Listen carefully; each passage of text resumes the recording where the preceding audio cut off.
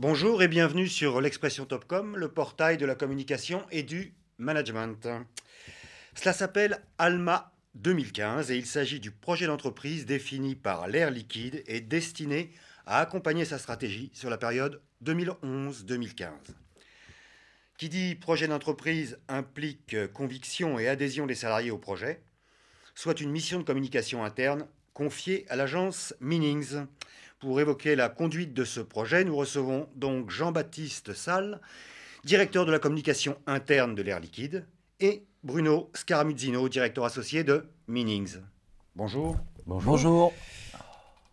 Avant d'attaquer sur Alma, faites-nous la rapide carte de visite de l'Air Liquide, sa place sur le marché de l'énergie. Air Liquide a été fondé en 1902, 43 000 collaborateurs. Et après 100 années, cette société est installée dans 80 pays. Elle a pour mission de préserver la vie et d'entretenir la vie dans les hôpitaux avec l'oxygène et de développer des innovations au service de l'environnement. Principalement pour les nouvelles énergies aujourd'hui. On retrouve les gaz industriels dans les énergies renouvelables pour faire les panneaux de photovoltaïque ou les nouvelles essences à partir de charbon. Donc l'Air Liquide est une société bien implantée et qui suit ses clients, principalement dans les pays où l'industrie a besoin lourde et l'industrie agroalimentaire, industrie de l'environnement, de s'installer et de se développer. D'accord. Donc présence dans 80 pays, ça veut dire une part d'activité largement supérieure à l'international par rapport au marché interne. Aujourd'hui, l'Air Liquide fait plus de 80% de son chiffre d'affaires en dehors de la France. D'accord. Avec des centres de recherche et une grosse base industrielle dans les principaux lieux de production en France. Toujours très bien implantés. Okay.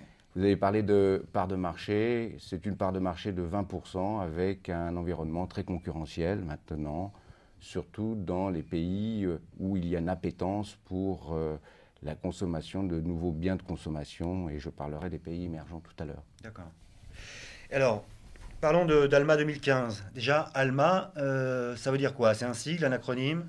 Alors, je vais pas acronyme. Je pense que l'originalité était plutôt de mettre ALMA, le pont de l'ALMA, qui est l'endroit où est le siège social de l'Air Liquide, avec un nom qui sonne et qui résonne assez facilement dans toutes les langues où l'Air Liquide est implanté. Ah, ok. Et AL au début, donc ça n'a pas de rapport avec Air Liquide. Enfin, c'est Non, juste un. non. C'était plus le nom du pont, je pense, que de chercher un acronyme. D'accord. Ok. Alors, ce projet ALMA, quels ont été comment vous l'avez défini et quelles ont été les étapes préliminaires? Alors, étape préliminaire, revenons, nous avions déjà un premier programme en 2007 pour les 5 années qui nous devait nous amener vers 2012. Et puis la crise est arrivée et de ce premier programme qui a été assez chahuté, nous avions souhaité refaire une analyse et repartir et réembarquer tous les collaborateurs dans un projet pour 2015. Qu'est-ce qui a été à la base? La première chose, c'est l'appétence des produits émergents pour nos produits, les gaz industriels. La deuxième chose, le vieillissement des populations dans le monde entier. Donc dans le monde de la santé, c'est quelque chose dont il faut tenir vraiment compte. Et puis enfin, l'arrivée des nouvelles générations, ce qu'on appelle les digital natives. Il faut savoir que ces nouvelles générations entrent dans l'entreprise et changent nos comportements de travailler avec nos clients. D'accord. Pardon, excusez-moi. Vous évoquez le vieillissement de la population et l'implication d'Air Liquide dans le secteur de la santé. Mais la santé, qu'est-ce que ça représente par rapport au reste de l'activité? Compter à peu près presque 20% du chiffre d'affaires. Donc ce sont des portions avec on va dire exactement la même chose dans les hôpitaux, autant d'employés, 20% des employés de l'Air Liquide. Donc c'est une base de 8 à 10 000 personnes. D'accord. Donc ces new ways, ces nouvelles façons de voir le monde nous ont fait réfléchir sur qu'est-ce que nous voulions faire, et nos 5 drivers, c'est-à-dire les 5 relais de croissance de l'Air Liquide pour les 15 années, puisque tout s'inscrit dans le long terme, sont l'énergie, l'environnement, les pays émergents, les hautes technologies et la santé. Et donc, regardant ces nouvelles tendances et là où nous voulions aller, nous avions décidé de travailler avec une agence pour faire notre chemin, notre façon de travailler our way.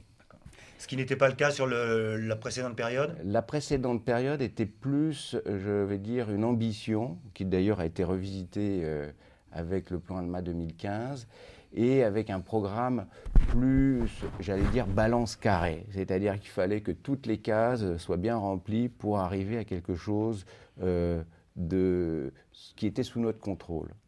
La grande nouveauté dans ce programme, c'est que nous avons donné une impulsion et nous avons permis au pays de pouvoir construire avec les éléments proposés dans ce cadre de jeu, de faire leur feuille de route. Et c'est ça qui est passionnant parce qu'on peut toujours se casser la figure dans des plans mondiaux. C'est facile de Paris d'inventer une belle politique, mais le résultat, c'est qu'il faut que ça percole dans l'organisation et même dans les pays qui sont loin et qui n'ont pas forcément les mêmes conceptions de la stratégie. Vous êtes en Chine, votre vision du monde est complètement différente de celle qu'on pourrait avoir dans un pays comme en Europe. Donc il faut mettre tout ce petit monde bien aligné tout en leur donnant un espace de liberté. C'est comme une flotte de bateaux, si vous voulez. Il y en a qui peuvent partir à droite, à gauche. L'idée, c'est qu'on converge et qu'on se retrouve au but en 2015. D'accord. Et alors donc, la collaboration avec Meanings, ça s'est fait comment? Il y avait une antériorité ou il y a eu appel d'offres? Comment ça s'est passé? Alors, il y a eu appel d'offres. Il y a eu un appel d'offres avec un brief qui était finalement assez court. C'est faites-nous à la fois rêver, mais ramenez-nous aussi sur Terre. On ne veut pas se tromper et il faut travailler sur la plateforme de message pour être le plus simple possible et permettre à tous les collaborateurs de comprendre là où nous voulons aller et de nous donner des propositions ou des conseils sur reprendre ou pas l'ancien logo et comment faire pour aller de l'avant. Oui, donc c'était effectivement, pour rebondir sur ce que disait Jean-Baptiste, ça a été un appel d'offres qui a presque 2 ans maintenant. Pour une entreprise qu'on découvrait à ce moment-là, qu'on a appris à découvrir chaque jour un peu plus. Et donc quand même, on peut dire, au bout de 2 ans de partenariat assez intime, assez proche, on y reviendra un peu plus dans le détail, qu'elle est extrêmement attachante par sa grande humilité. Je trouve ça, par les temps qui courent, extrêmement rare, extrêmement précieuse, cette idée que on va y aller lentement, on va apprendre, on a une vraie ambition, mais on a aussi la capacité d'y aller de manière mesurée. Je trouve que c'est une boîte extrêmement intéressante de ce point de vue-là. Et elle a également une autre vertu importante et appréciable pour une agence, c'est que c'est une entreprise entreprenante. C'est une entreprise qui vit dans le projet, qui a toujours du projet, qui va de l'avant. Donc entre la convergence de cette humilité, de cet esprit d'entrepreneur, il y a pour une agence de quoi construire, de quoi bâtir. Et donc voilà, je suis assez gré à Anne et à ses équipes de nous avoir permis d'abord de nous avoir permis de concourir et de gagner cet appel d'offres, et puis de nous permettre d'accompagner humblement, de faire ce petit bout de chemin aux côtés de l'Air Liquide tous les jours. Les 6 grandes étapes, si on parle de manière un peu plus factuelle, de la manière dont s'est construite le plan de com et la manière dont tout ça fonctionne, elles sont extrêmement importantes. Étape numéro 1, c'est sortir le storytelling, c'est-à-dire travailler très en amont, de manière extrêmement proche du CODIR et des grandes parties prenantes de l'entreprise sur la manière de raconter l'histoire. C'est extrêmement important qu'on soit en phase et que la construction du récit se fasse de manière interactive et de manière récurrente et extrêmement construite, parce que c'est dans ces guidelines qu'on va après se déployer. Deuxième étape, une fois qu'on a bien bâti l'histoire, quelle histoire on veut raconter, comment on veut embarquer les gens, c'est la brander. Ce qui n'est pas nommé n'existe pas. Et donc le branding, c'est à la fois réaffirmer le nom, on n'a pas souhaité changer de nom, mais brander, c'est aussi déployer une imagerie et déployer un wording qui va accompagner ce storytelling et qu'on juge pouvoir être reçu de manière internationale, de manière simple. Quand vous dites on n'a pas voulu changer le nom, vous parlez de... Alma. Alma, d'accord. Voilà. En fait, Bruno nous a invités à dire votre nom est solide, Alma, on le remet dans une dimension 2015. Pourquoi? Parce que la mission d'Air Liquide n'a pas été changée, c'est toujours préserver la vie, développer. Son ambition, c'est d'être le leader de son industrie par la performance et la responsabilité sur le long terme, revisité. Et cette ambition repose sur une stratégie, 4 leviers stratégiques, 4 leviers de transformation. Et ces 4 leviers stratégiques, 4 leviers de transformation font la base de notre programme d'action. Et le nommer, lui donner une durée, ce programme, c'est tout ce qui a rendu en fait la consistance à notre langage avec tous nos collaborateurs. On est au service de cette ambition, mais en même temps, notre programme est dans la durée avec des objectifs à 2015. Donc, point 1, on bâtit le storytelling, c'est relativement 2. Point 2, on brinde la démarche, image et wording. Point 3, et c'est, je pense, une des conditions du succès, ce qui fait que aujourd'hui, Alma est fortement approprié dans le monde entier, c'est qu'on privilégie les relais. Le top management, le middle management dans l'appropriation, dans la compréhension et l'adhésion à la démarche. Très souvent, dans ce type de grandes entreprises à dimension internationale, avec des métiers, des filiales, des sites, etc., on peut se planter si on n'associe pas les gens qui, au quotidien, vont tirer, vont porter, vont donner du contenu, vont incarner la démarche. Et il y a un vrai sujet qui a été pris en compte là au plus haut niveau, avec une vraie persévérance, une vraie constance, c'est d'associer ces relais dans la construction du storytelling, dans l'appropriation du branding. Et c'est vraisemblablement une des clés, il y en a sans doute d'autres, mais une des clés du succès de la démarche. Le 4e point, c'est quand on va le déployer en interne, au grand interne, c'est veiller à le faire avec des codes simples, accessible, universel, et donc se prémunir d'un biais ou d'un prisme parisianiste, trop siège. Donc c'est veiller à une forme d'iconisation du verbal, c'est-à-dire de traduire par des petites choses, des petites images, en général ludiques, en général conniventes, l'essentiel du message. Donc c'est un vrai sujet, on le déploie en interne, oui mais simplement, et oui mais de manière universelle. Le 5e point, c'est qu'une fois qu'on a fait ça, il faut permettre la réappropriation, ce que disait Jean-Baptiste très bien tout à l'heure, locale, au niveau des sites, au niveau des pays, au niveau des divisions, au niveau des activités. Donc il fallait qu'à la fois on ait un territoire de contraintes. Le territoire de contraintes, c'est Alma, voilà le chemin dans lequel on souhaite inscrire l'Air Liquide pour les 5 années à venir, et un territoire de liberté qui est nous, dans notre pays, dans notre site, dans notre division, dans notre usine. Voilà ce qu'on va privilégier, voilà où on va mettre l'accent pour telle et telle raison, et donc permettre par justement tout le branding, la charte qui accompagne ça, une réappropriation locale, ce qui fait qu'aujourd'hui on a des campagnes Alma dans tous les coins du monde qui s'inscrivent dans les guidelines de manière lisible, formelle, structurée et structurante pour l'entreprise, mais en même temps on va se retrouver en Chine, on va se retrouver en Azerbaïdjan, on va se retrouver en Ukraine, avec chacun s'est réapproprié la Alma Story, My Alma, son Alma, pour inscrire, lui, à l'intérieur de ses guidelines, son propre objectif. Et je trouve que c'est extrêmement important. C'était le 5e point. Et le dernier, c'est que maintenant que tout ça est sur les rails, il faut le faire vivre. Et donc, c'est des deuxièmes vagues. C'est des jeux, de manière à ce que les gens continuent à progresser dans l'apprentissage de leur entreprise, de son ambition, du chemin dans lequel elle a l'intention de s'inscrire au milieu de tous ces chemins nouveaux qui se présentent devant elle. On a parlé de digitalisation, on a parlé de pays émergents, on pourrait parler d'une forme de rééquilibrage de l'Europe vers des pays un peu plus à l'Est. Tout ça, c'est les chemins dans lesquels on n'a pas le choix que de s'inscrire, mais à l'intérieur de ces chemins qui se présentent à nous, qu'il faut comprendre, qu'il faut décoder, on va bâtir notre propre chemin, et c'est pour ça que la signature, c'est New Ways, Our Way, c'est dans ces nouveaux chemins, voilà le nôtre. Et à l'intérieur de ça, ce nôtre, il est pas négociable, mais chacun peut se l'approprier à son rythme, avec ses propres spécificités culturelles, historiques, etc. Vous dites qu'on est dans la deuxième étape de la communication du projet. Ça passe par quel type de support? Alors, si tu me permets, hein, on a démarré par une campagne de teasing, ce qui était assez nouveau pour nous. Hein. Qu'est-ce que c'est qu'Alma? Et puis, on est en train de l'incarner avec une campagne actuellement, avec des visages, avec des visages de collaborateurs de l'Air Liquide qui ont été pris en photo dans leur lieu de travail et qui ont été pris dans toutes les divisions du monde. Et on a une série de très très belles photos, hein, c'est presque des œuvres d'art, et elles sont suffisamment symboliques pour dire moi je me reconnais dans ce métier et je comprends maintenant qu'Alma est chez les collaborateurs. Un seul et même photographe ou pas? Oui, un seul et même photographe qui a accompagné une personne de notre équipe, hein, dans le monde entier. Très belle aventure. Moi je dirais derrière tout ça, c'est qu'on a changé de ton.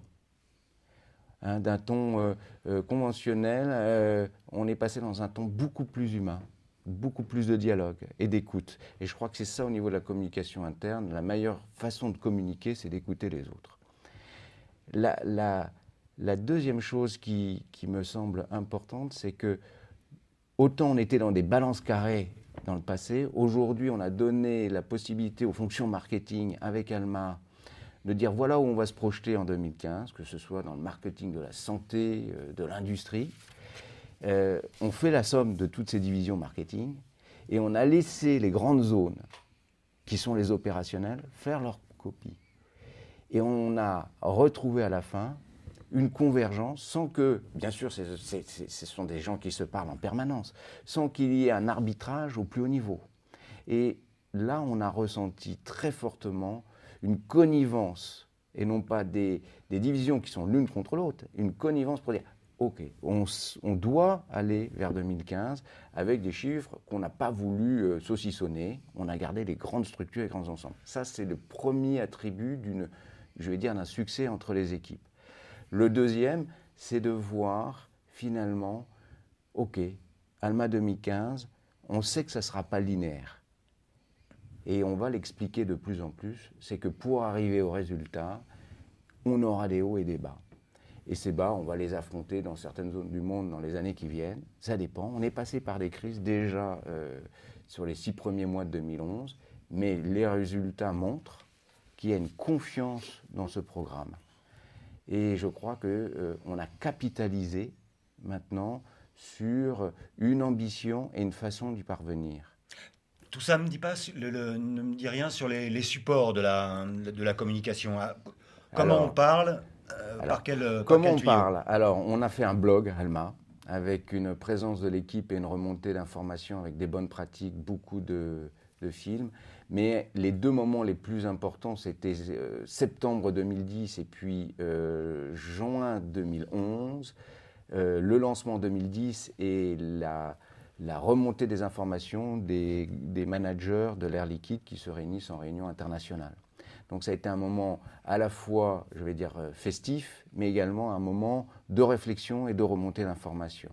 Et puis enfin, à côté, vous avez le jeu Alma, beaucoup d'animatique, de vidéos, hein, on rentre dans le monde du digital, et beaucoup je vais dire également, d'informations qui circulent via des tables rondes. Hein. On est beaucoup dans le débat, la discussion. Les managers ont les matériaux. On a fait une Alma Box, hein, pour symboliser ce service, pour qu'il soit tangible, qui est sur les bureaux de tous les managers. Et derrière, ils peuvent raconter l'histoire qui est leur histoire localement, mais dans une perspective du groupe. Donc il y a beaucoup de dialogue avec différents outils. Et on continuera probablement avec une expérience digitale accessible au plus grand nombre, avec des prises de photos de collaborateurs en situation Alma. Hein. Les personnes d'Alma se retrouveront dans un site internet avec leur histoire. Qu'est-ce qu'on met en place pour mesurer le niveau d'adhésion et de compréhension du projet? Il est double. Le premier, c'est la remontée d'informations qu'on a lors des réunions internationales. Nous avons une centaine de correspondants Alma dans le monde. Et au niveau du corporate, nous avons un suivi extrêmement léger pour ne pas encore alourdir le reporting à tous ceux qui existent également, qui existent aujourd'hui. Donc ce reporting se fait avec les petits smileys de la campagne de teasing. Hein. Et il suffit de changer les couleurs et on sait si on est dans le chemin, si on est en retard Et si on est en retard, est-ce que c'est dû à un manque de ressources ou c'est parce que la priorité n'est plus à l'ordre du jour? Hein, on peut aussi s'adapter au fil du temps. D'accord. Petite question qui porte sur l'environnement, je dirais, social et économique. On entend parler sans arrêt au niveau industriel de délocalisation, de recherche du travail au prix le plus bas, etc. L'industrie en général a du mal et est mal perçue par le grand public. Comment vous gérez ça? C'est-à-dire cet équilibre difficile entre effectivement la recherche d'une rentabilité et puis l'environnement social de l'entreprise, quoi. Bon, cet environnement, il a des répercussions auprès de toutes les filiales aujourd'hui. On ne peut pas tirer en France de conclusions hâtives. Je dirais que là où l'air liquide est installé, il y a encore beaucoup d'industries. Maintenant, on voit des glissements sur le monde asiatique, mais des nouvelles industries dans les biotechnologies, dans le monde de la santé, là où on a des pôles de compétences où l'air liquide investit énormément. Donc, la position de l'air liquide en France reste une position, je veux dire, stratégique. D'accord. Parfait. Ben, messieurs, je vous remercie. Merci à vous.